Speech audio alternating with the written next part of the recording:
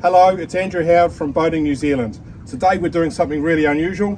We're out today on a test review of the new Jeanneau Merry Fisher 1095. It's the first of its kind in the country with the joysticks.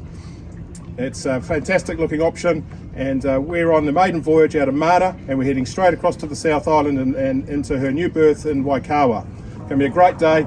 Let's go.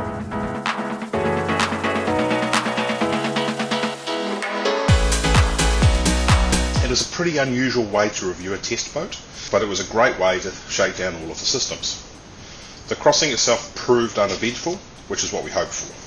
The moderate sea state was beam on for most of the passage, which was powered by a southeast wind blowing 15 to 20 knots against a significant current. These conditions would typically make a motorboat trip uncomfortable.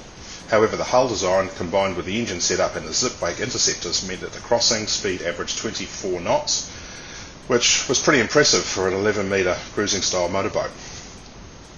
A vital element of the ride was the outboard engine setup, which helps explain the trend towards this type of propulsion. The reasons for this trend are straightforward, and they start with performance. Outboard boats are fun. They accelerate fast, are lighter, agile, and are easier to drive and dock.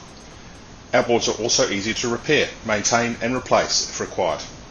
They open up much usable space inside the boat. They often require less draft, meaning shallower water usage is possible.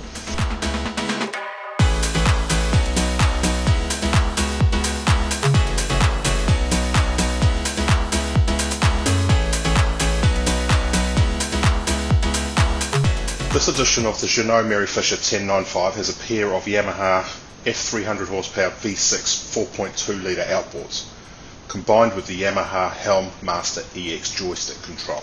These engines come with Yamaha's new thrust-enhancing reverse exhaust system, which according to the manufacturer delivers increased prop grip and thrust for improved acceleration, manoeuvring the docking situations, and reversing up to your next big catch. We had no way of testing the impacts of this sort of technology on our test day, but they certainly punched the Jeanneau Merry Fisher 1095 out of the hole with a lot of acceleration. It was generally reserved for sports boats, not cruisers. The joystick control was excellent, and for the most part, the bow thruster was superfluous when docking or manoeuvring at low speeds. This setup will appeal to many and make single-handed boating a reality for more people.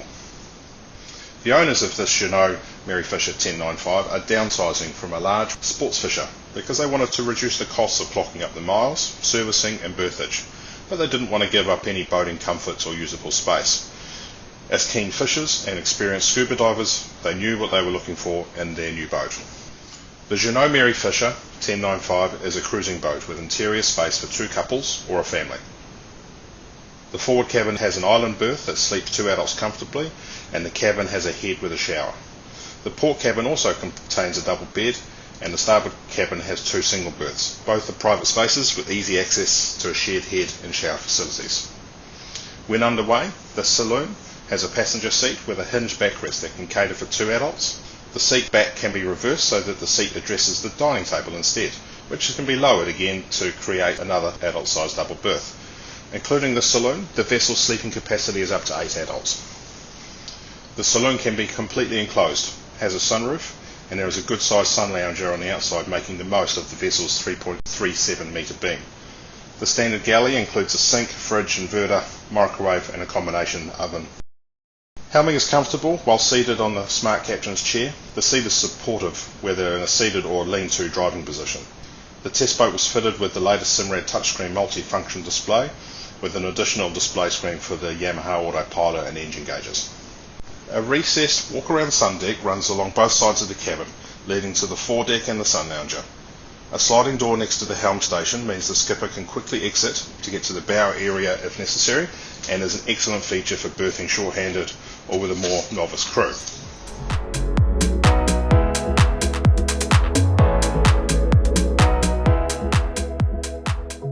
The top speed we achieved on test day was 37.9 knots at 5600 RPM.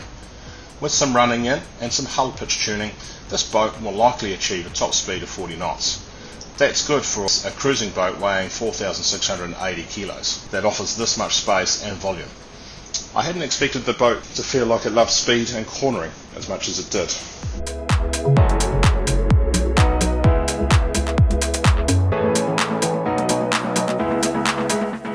At 26.8 knots, the fuel burn rate was 51 litres per engine hour.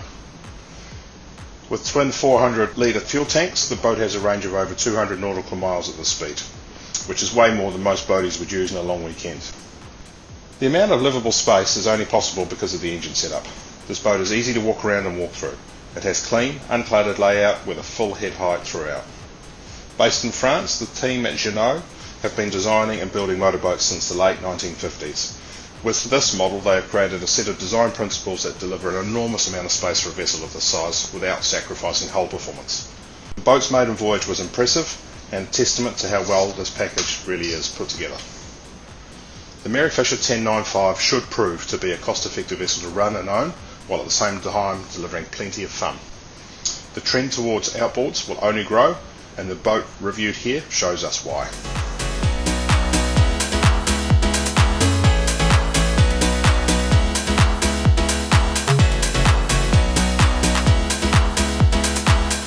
John Ecclestone from Boating New Zealand. Thanks for watching. If you'd like to see more of these videos, please subscribe to our channel.